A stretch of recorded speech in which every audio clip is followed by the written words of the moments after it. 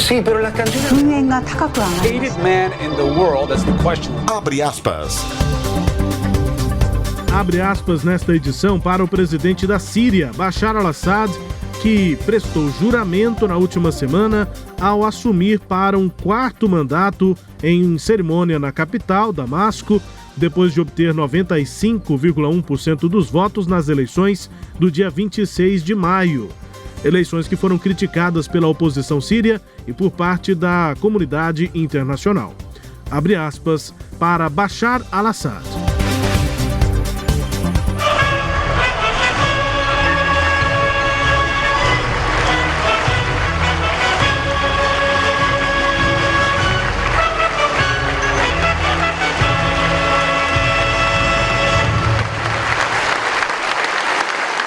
أقسم بالله العظيم أن أحترم دستور البلاد وقوانينها ونظامها الجمهوري وأحافظ على سيادة الوطن واستقلاله وحريته والدفاع عن سلامة أرضه وأن أعمل على تحقيق العدالة الاجتماعية ووحدة الأمة العربية. Bashar al-Assad. O que foi que ele disse? O que foi que ele disse? Foi que disse aí Bashar al-Assad, também com o nome dele sendo dito pelo cerimonial, né? Pra gente também entender como é que esses nomes são ditos originalmente. Abre aspas então para o presidente da Síria, Bashar al-Assad. Durante mais de 10 anos de guerra, nossas preocupações foram muitas e a segurança e o medo dominavam tudo.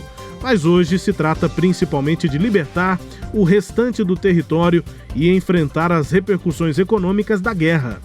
Fecha aspas, disse em um trecho do discurso. Isso que nós ouvimos foi o juramento dele à Constituição, né, do país. O Bashar al-Assad está no poder desde 2000, jurou sobre a Constituição e o Corão, na presença de cerca de 600 pessoas, 600 convidados, entre ministros, empresários, acadêmicos e jornalistas, segundo os organizadores. A cerimônia coincidiu com os bombardeios na última semana que o governo promove na região de Idlib.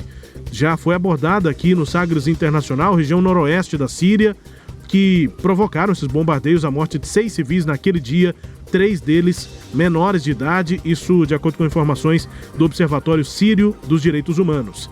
As eleições presidenciais, professor, mostraram a força da legitimidade popular dada ao Estado pelo povo e tiraram credibilidade das declarações dos líderes ocidentais sobre a legitimidade do Estado, da Constituição e da pátria. Declarações de Bashar al-Assad, manifestação dele sobre tantas críticas a essa eleição que o coloca para um quarto mandato. O pleito foi marcado por boicotes e visto por opositores como ilegítimo. Havia apenas 2 outros candidatos que juntos não conseguiram nem 5% dos votos. França, Alemanha, Itália, Reino Unido e Estados Unidos condenaram em maio as eleições e as classificaram como nem livres e nem justas. Professor Bashar al-Assad, então, para mais um mandato. É isso aí, mais um mandato curtinho, né? Porque muita gente pode pensar, bom, logo isso acaba, né? Não, são 7 anos de mandato. Essa é a segunda eleição desde 2011 e o Bashar al-Assad está vindo com aquele discurso de unidade nacional.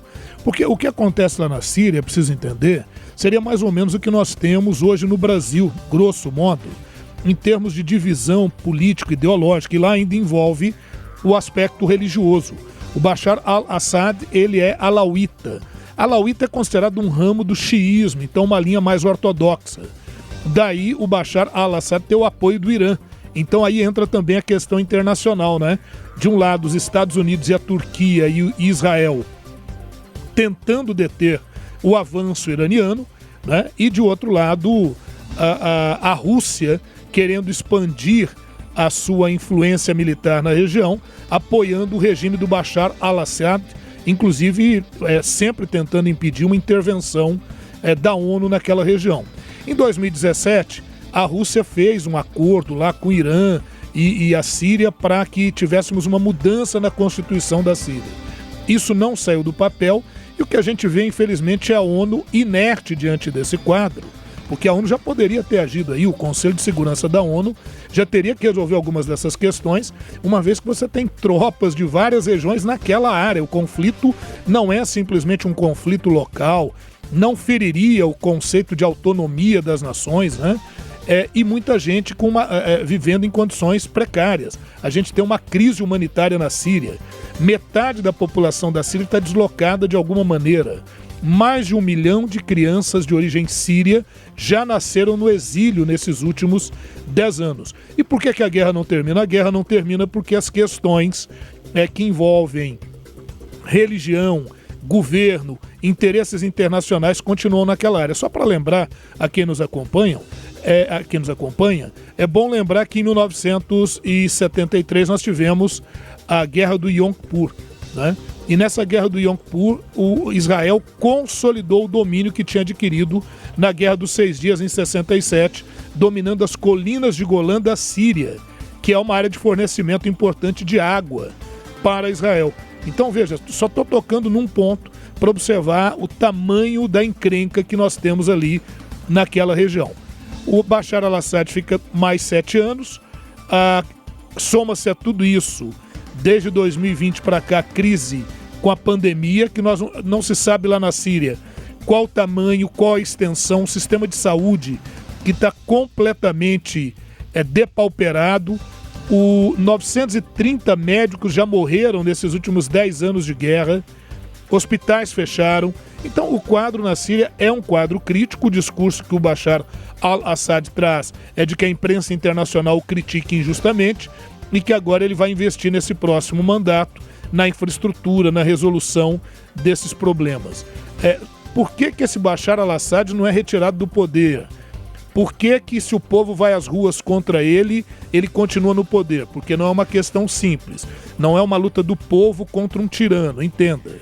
Esse governante tem apoio de segmentos importantes dentro da Síria e também fora dela. No nosso quadro, abre aspas, portanto, a situação da Síria com mais um mandato de Bashar al-Assad.